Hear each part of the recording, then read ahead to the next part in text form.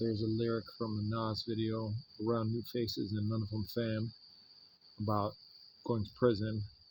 And I think of it often. Obviously, I'm not in prison.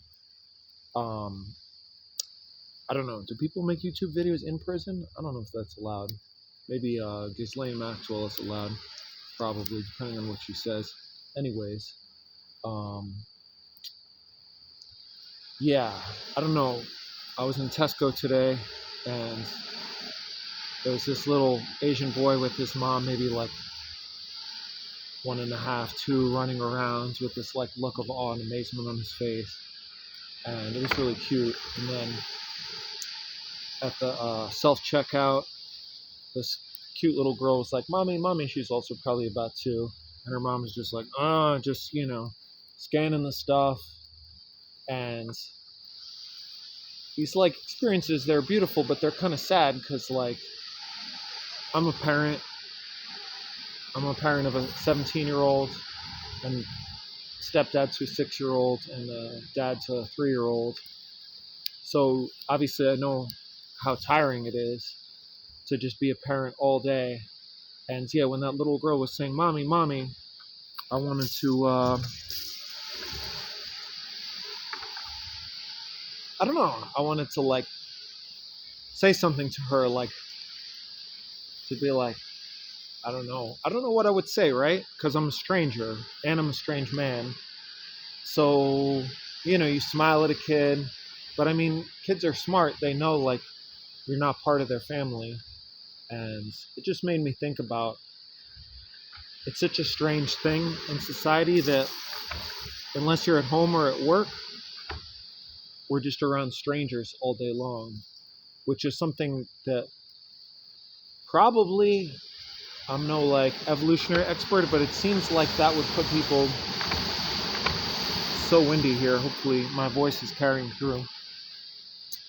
It would seem like that would put people into fight or flight mode because like we live in modern civilization for now, and we kind of expect normal people to be normal, to just kind of be sullen and keep it down and not talk to us. I mean, of course, a little bit of talking to people is if someone talks to you. I mean, I'm a fairly social person, but I mean, I'm a New Yorker, and if someone talks to me, my first reaction is why? Why are they talking to me? What do they want? What are they selling? Are they crazy? Don't they know you're not supposed to do that?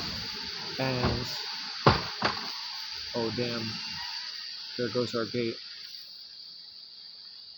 It's just I just wish it didn't have to be that way. I shouldn't say have to, because it doesn't have to be that way. But for it to not be that way would be a lot of work, because we have to think about all the things we gain to live in the society we do. We've basically outsourced our safety, our like food, water, all our basic needs to corporate and governmental interests. And for whatever your political beliefs might be or whatever you say, we're all dependent on this, right? We're all, even if you got your own little backyard garden, you're producing what, like 1% of your own calories, 2 maybe. Maybe you get your own water. Even if you're totally off the grid. Sorry about this noise. I'm very sensitive to noise. It drives me like insane. But it's funny, that's subjective, For someone, maybe the creak of the door is soothing. Yeah.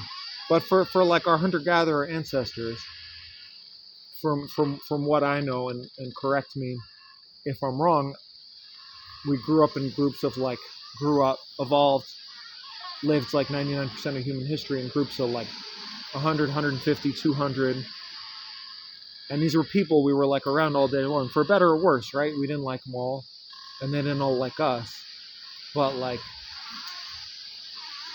I mean, kids were around the community, and everyone kind of looked out for them. And I feel like it's just a natural thing. Like, it's something I want to do, and it's just not something that's available to me. I want to be able to look out for my friends' kids. I want to be able to like be cool with my neighbors. I want to be able to be supportive to like even for like 10 seconds to another parent who's exhausted, and I want them to do the same thing for me because I love my children